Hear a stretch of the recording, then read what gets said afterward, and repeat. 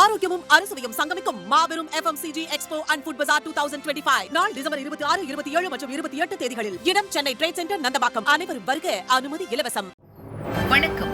செய்திச் சுருக்கம். எல்லா துறைகளிலும் சாதனை படைத்த தமிழகம். பழனிசாமிக்கு ஸ்டாலின் சவால். திமுக ஆட்சியில் செய்த சாதனைகளில் 5% அதிமுக ஆட்சி செய்தது என சொல்ல தைரியம் இருக்கிறதா என ஸ்டாலின் பழனிசாமிக்கு சவால் விடுத்தார்.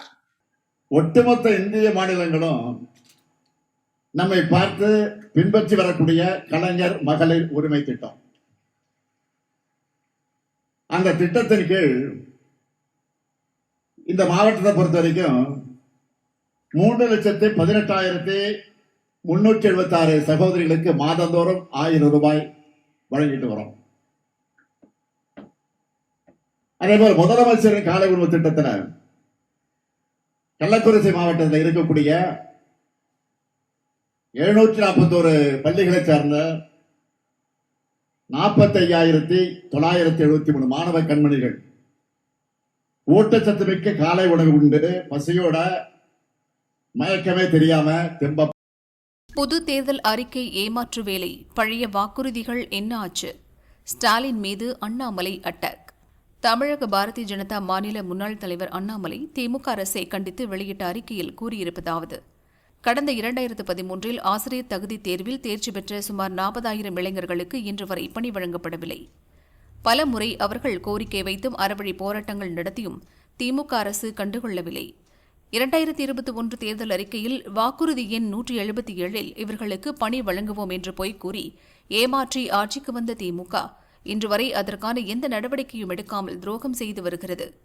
இதுவரை 99 போராட்டங்கள் நடத்தியும் திமுக அரசு எந்த நடவடிக்கையும் எடுக்காததால் பெரும் ஏமாற்றத்திலும் விரக்தியிலும் உள்ள இளைஞர்கள் இன்று 100வது முறையாக போராடிக் கொண்டிருக்கின்றனர். தகுதி தேர்வுக்கு பின்னரும் மற்றொரு போட்டித் தேர்வு நடத்தும் அரசாணை 149 கைவிட்டு 2013ஆம் ஆண்டு தகுதி தேர்வில் வெற்றி பெற்றவர்களுக்கு நேரடி பணி நியமனம் செய்ய வேண்டும் என்று வலியுறுத்தி தமிழக பாரதிய ஜனதா சார்பில் தொடர்ந்து குரல் கொடுத்து வருகிறோம். கடந்த 2023 மே மாதம் அவர்களின் போராட்டத்தில் நேரடியாக கலந்து கொண்டு எங்கள் ஆதரவை வெளிப்படுத்தினோம். தொடர்ந்து தமிழக பாரதிய ஜனதா அவர்கள் கோரிக்கைகளுக்கு துணை நிற்கும். போலி வாக்குறுதிகள் கொடுத்து மக்களை ஏமாற்ற புதிதாக ஒரு தேர்தல் அறிக்கை குழு அமைப்பதை விட்டுவிட்டு 5 ஆண்டுகளுக்கு முன்பு கொடுத்த வாக்குறுதிகளை நிறைவேற்ற முதலமைச்சர் ஸ்டாலின் நடவடிக்கை எடுக்க வேண்டும். உடனடியாக 2013 ஆசிரியர் தகுதி தேர்வில் வெற்றி பெற்றவர்களுக்கு பணி நியமனம் வழங்க நடவடிக்கை மேற்கொள்ள வேண்டும் என்று முதல்வர் ஸ்டாலினையும் திமுக அரசையும் வலியுறுத்துகிறேன் என அண்ணாமலை கூறியுள்ளார். 40 ஆண்டு கம்யூனிஸ்ட் கோட்டை தூள் தூள். முதல் பாஜ மேயராக ராஜேஷ் தேர்வு. திருவனந்தபுரம் பாஜ வசம் வந்தது.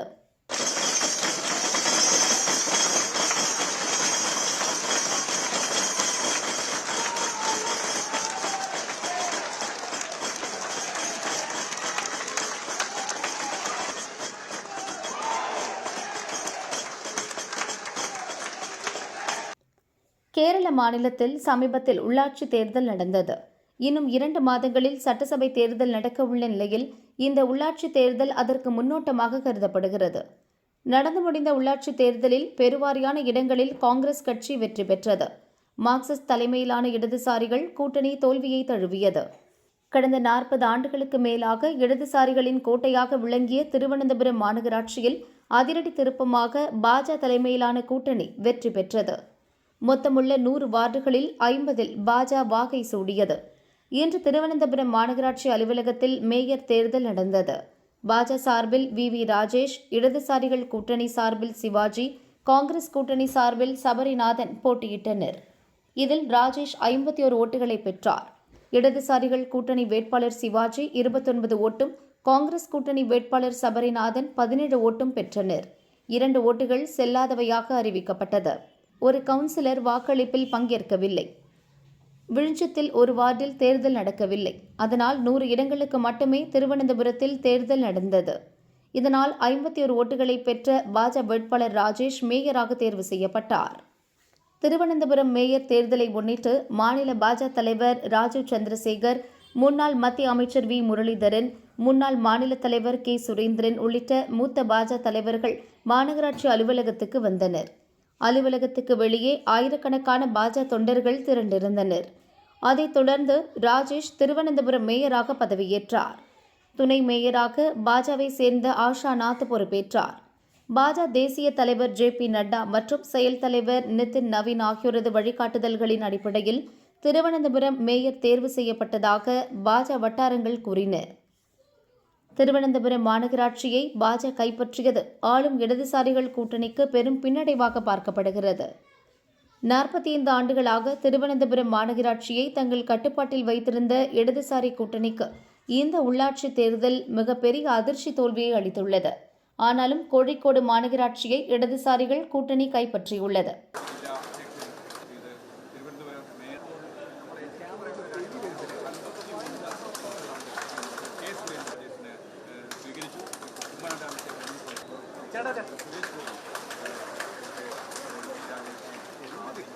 ലോകത്തിലെ ഏറ്റവും വലിയ ജനാധിപത്യ രാജ്യത്തിന്റെ ഭരണത്തിന് വിജയകരമായി നേതൃത്വം കൊടുക്കുന്ന ഒരു പ്രസ്ഥാനം എന്നുള്ള നിലയ്ക്ക് ആ പാർട്ടിയുടെ പ്രതിനിധി എന്നുള്ള നിലയ്ക്ക് എന്റെ കഴിവിന്റെ പരമാവധി അനുഭവ സമ്പത്തും പരിചയസമ്പന്നതയും ഉപയോഗിച്ചുകൊണ്ട് 100 വാർഡുകളെയും 101 വാർഡുകൾ വരും 101 വാർഡുകളെയും ഒറ്റ യൂണിറ്റായി കണ്ടുകൊണ്ട് ഒരുമിച്ച് എല്ലാവരെയും ചേർത്ത് പിടിച്ചുകൊണ്ട് മുന്നോട്ട് പോകാനുള്ള ഒരു പ്രതീക്ഷയാണ് നമ്മളൊക്കെ അർപ്പിക്കുന്നതെന്ന് ഞാൻ ആദ്യം തന്നെ പറയുകയാണ്.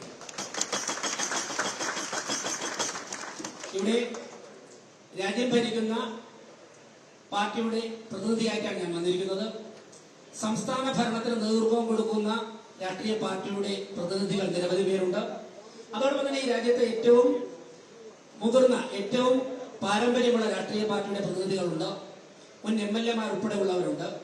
വിദ്യാർത്ഥി സംഘടനാ പ്രവർത്തനത്തിലൂടെ വളർന്നു വന്നവരുണ്ട്. ഇവരൊക്കെ തന്നെ അനുഭവ സമ്പത്തുകൾ ചേർത്ത് പിടിച്ചുകൊണ്ടായിരിക്കും നമ്മൾ വരാൻ പോകുന്ന 5 വർഷം മുന്നോട്ട് പോകുന്നത്. கேரளாவில் மொத்தம் 6 மாநகராட்சிகள் உள்ளன.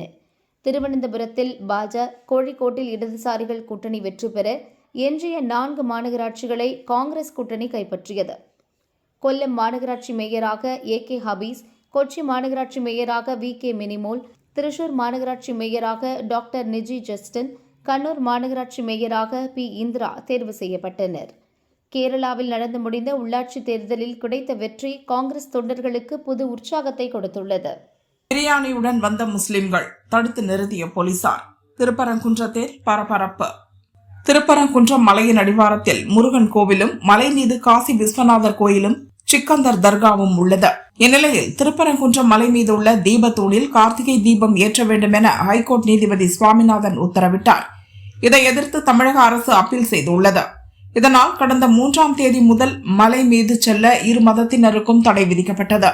ஹைகோர்ட் உத்தரவுப்படி மலை மீது உள்ள தீபத்தூணில் தீபம் ஏற்ற வலியுறுத்தி இந்துக்கள் தொடர்ந்து போராடி வருவதால் திருப்பரங்குன்றம் மலையில் பதற்றமான சூழல் காணப்படுகிறது. போலீஸ் பாதுகாப்பு பலப்படுத்தப்பட்டுள்ளது. இந்நிலையில் கடந்த 21ஆம் தேதி சிக்கந்தர் தர்காவில் சந்தனக்கூடு திருவிழா கொடியேற்றத்துடன் தொடங்கியது. அதைத் தொடர்ந்து கடந்த 23ஆம் தேதி முதல் மலைக்கு சென்று வழிபாடு செய்ய இரு மதத்தைச் சேர்ந்தவர்களுக்கும் அரசு அனுமதி வழங்கப்பட்டது. இந்நிலையில் சந்தனக்கூடு விழாவை முன்னிட்டு தமிழகத்தின் பல்வேறு மாவட்டங்களைச் சேர்ந்தவர்களும் கேரளாவைச் சேர்ந்த முஸ்லிம்களும் மலை மீது உள்ள தர்காவுக்கு தொடர்ச்சியாக வந்து வழிபாடு செய்து வருகின்றனர். அந்த வகையில் கேரளாவைச் சேர்ந்த 100க்கும் மேற்பட்ட முஸ்லிம்கள் தர்காவுக்கு இன்று வந்தனர். பாலக்காடு பகுதியைச் சேர்ந்த குடும்பத்தினர் மலைக்கு செல்ல பிரியாணியுடன் வருகை தந்தனர்.